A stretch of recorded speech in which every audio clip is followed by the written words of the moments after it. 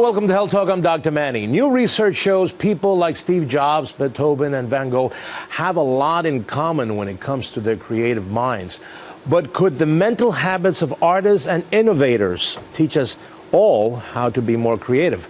Here to help us figure this out is psychologist and co-author of the new book, Wired to Create, Scott Barry Kaufman. Welcome.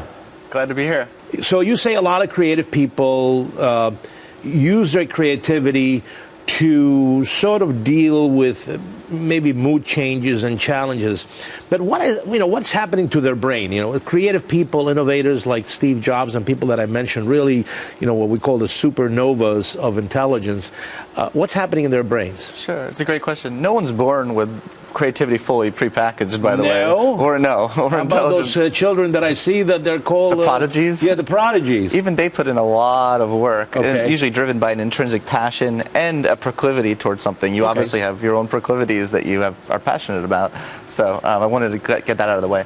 But in terms of brain functioning, there's this great myth that creativity is only a left brain or a right brain thing. It's only right brain. So people would say, like, if you're a left brain thinker, you're realistic and boring, and if you're a right brain thinker, you're artistic and sensual, and that's just such an over simplification. Right. Yeah. What turns out is creative people are really flexible at switching back and forth between different modes of thought. And when we do some research, my colleagues and I looking at, inside the brains of creative people as they're doing trying to come up with really imaginative things, and what you find is they're really good at switching back and forth between two major brain networks. One is this more internally driven daydreaming network, imagination network, and a more outward network where they're mindful and focusing on the outside world. Now, when I look at some of the biographies or life stories of some of these creative people, there's always an element, at least in some of them, a common theme, what I call hardship. And that hardship sort of creates magic. What is it about hardship and creativity and sort of this degree of super intelligence, if you will? I think it's the person that's creating the magic, and they happen to have hardship, and they have the ability to use that hardship for creative growth. So a lot of us have hardship, and what you find is people who are able to take this trauma and turn it into some kind of advantage, especially a creative advantage, are those that take it and put it into their work. They put it into their art. Now, children in particularly, you say, have a kind of a pathway to more sort of better creative brain development, and how early does it start? And is it innate in the brain of the child, or is it something that is sort of it goes from the womb to early childhood, and how you raise that child? How is that? I'll tell you what is innate, this innate curiosity to understand the world. I mean, it makes so much sense that we would have this innate brain functions, where right from birth we're looking all around our environment, trying to soak in as much as possible. We're trying to discover and learn.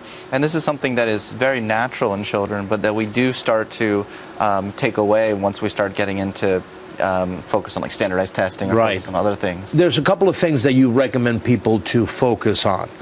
One is in daydreaming. What's daydreaming all about, and why is that important? Yeah, I mean, when I was in school, I was a huge daydreamer, and I got in trouble for it, and a lot of students get in trouble for it. And what the emerging research is showing is that we really need to give people time to get in touch with their inner stream of consciousness, as William James would say. Get in touch with our future strivings, our future images of ourself, our unresolved issues. If we don't get in touch with that deepest sense of ourself, we're not going to make great meaning out of our experiences, and it also will hinder our creative, imaginative development. Right.